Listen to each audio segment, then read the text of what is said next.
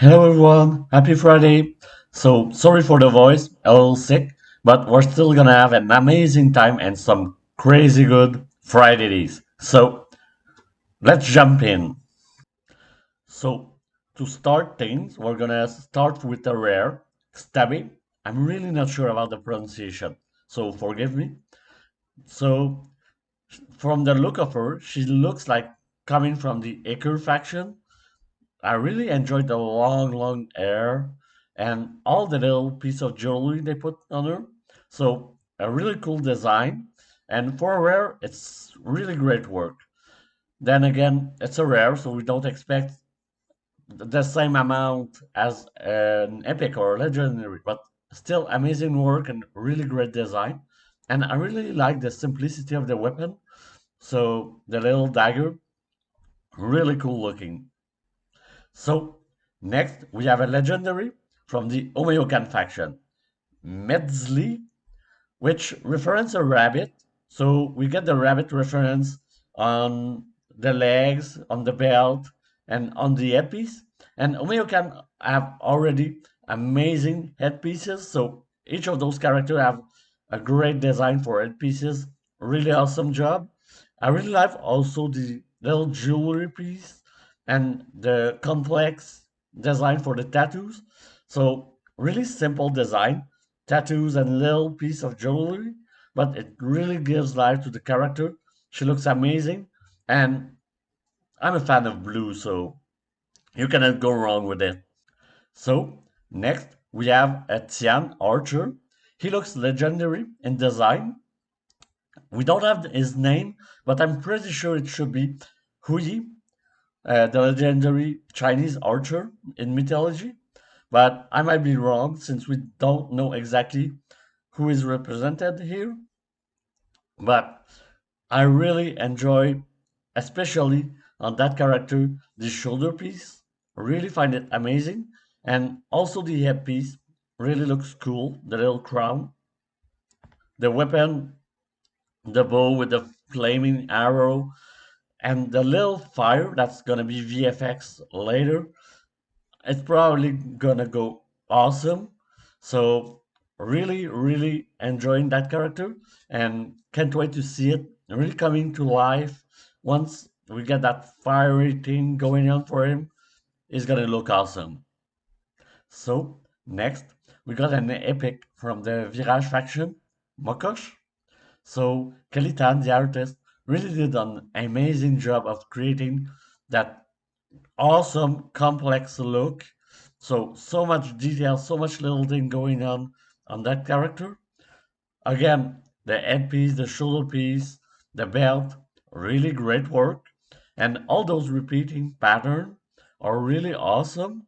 And it gives a lot of complexity to the character without being too much. But every single little details is there. So from the little tattoo to the flowers and the little jewelry everywhere. Really great work. So, hands up, really nice design for an epic, especially. Great work. So, next, man, Esther, you should get a raise. So, we get the Wing Reaper, which is gonna be a boss from the Asgard faction. It's still a work in progress, so it's not the final design for that boss, but already man, it's just gorgeous. So I don't know if they just took the Freya build to create that boss, or is it Freya that became that Winged Reaper by being corrupted? It really looks like a corrupted version of Freya, which is possible in the story to have some gods being corrupted by chaos and they became evil boss. So that could be a really interesting take on the mythologies. But man, that design is just amazing. The wings look gorgeous with that purple that is not overwhelming, but there. All the VFX that's gonna be there has some kind of dark energy emanating from her. The headpiece, again, really great work. And even some subtle parts.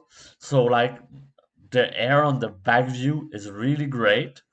and it doesn't take away from all the rest, but it's all those little touch, all the feathers, the little piece on the top of the wing, the crown. It's gorgeous, and I really like the boots. So some really great things going on for that character, and the weapons also are amazing. So I can't wait to fight that boss. It looks great. And give Esther a raise. Like, I mean, give her a raise. So, next, we got Walter work for the Axe of the Colossus of Asgard. So, the day one, where it's the size and the first elements of the axe that are created. And then on day two, all the little details and the eye poly for that axe. So, really looks amazing. I really like the design on it, especially on the blade. So that dwarven feel from that axe, really great work. It's simple line work, but it's really great and such a high quality for it. So that's gonna be the axe for the Colossus, who, by the way, really looks great. So I can't wait to see it animated and in game. It's really gonna be an amazing character. Next, we get the texturing for the Banshee. Really loving it. You don't want to mess with those nails. Like, she can scratch you heavily. So really great work on making it feel alive. While dead or alive, we're not completely sure, but really the texture on it is great. So she's gonna look amazing once VFX.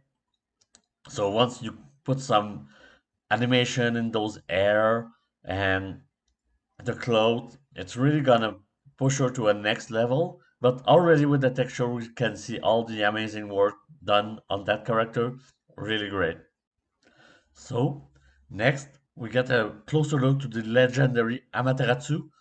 Really amazing work. I mean, Fateless is really knocking it off for the headpiece. Really amazing. I especially like the kind of nine tail reference for the hair going around. Really great. So that kind of foxtails, the headpiece is really great. And even if you look down on her feet, uh, it's an amazing work, especially on the back view. So why is it so important to have great back view? Is because most of the time you see your champion either on the back view, on the side view. So having those amazing great back views is really important for those characters because most of the time you're seeing them from the back. So when you pull them, you want a great front view, and when you play with them, you want a great back view. And if we get a closer look to that great epiece, really amazing work, just fantastic. Really an award. Next, we get the eye poly for Ishtar. Again, great work.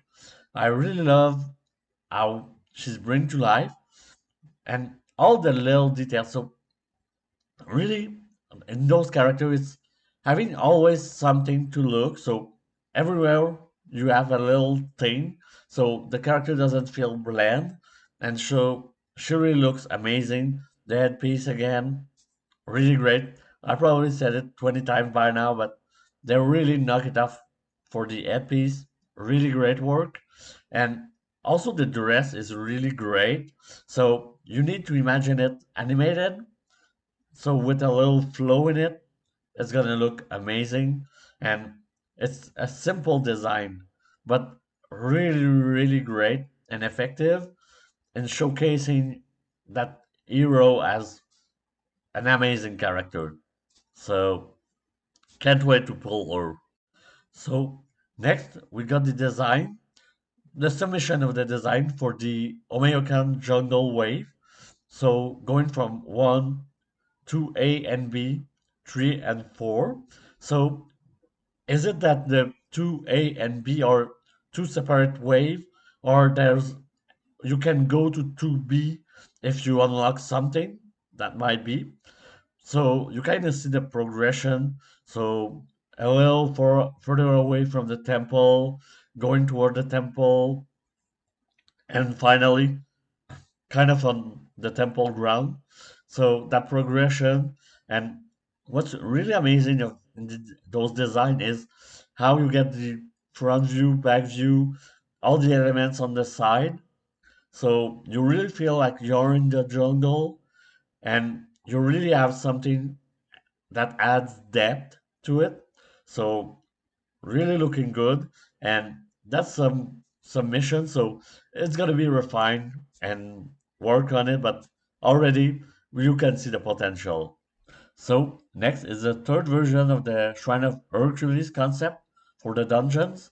So I'm guessing in the dungeon we're gonna face Hercules in his shrine. So great work. I really like how they put Hercules as that big statue with the smaller ones on the side. So to really showcase how powerful Hercules is. And I'm guessing that's the statue, and then we're gonna face Hercules as the boss just below that. So it's gonna give some really, really mythic vibe to this. And I also like that it's in the cavern, but you're still gonna see some sky elements, so it's gonna break a little bit of the just rock feeling. So it's really gonna look interesting as a boss in the dungeon. So a great setup for a great battle. Next, we get those untitled gems, but if you played any sort of game where you summon things, you probably guessed that this should be the summoning gems. So you got the four rarities, and they really look cool and interesting. I love the rock vibe on it and that kind of old feeling to it. So kind of those precious gems that or diamond that you find and it's still covered with rock feeling. So I really love the aesthetic of it. So next we're gonna focus on Dracula's animation. So we're gonna have a look at the different animation that were created for Dracula. So let's look. Next we can see Dracula's core ability. So really looking good with the power up. Really nice work. Then we get to see Dracula's ultimate. So first time from the back, then from the front. So really an amazing ultimate. Really great work on the VFX team. Really great. So before I leave you with the Path of Duat piano roll, I'm just gonna point out that weird chicken lady right there. You guessed it, probably Baba Yaga. So I'm gonna leave you until the next time, and don't forget to subscribe and like the video, comment if you like, and see you on the next time.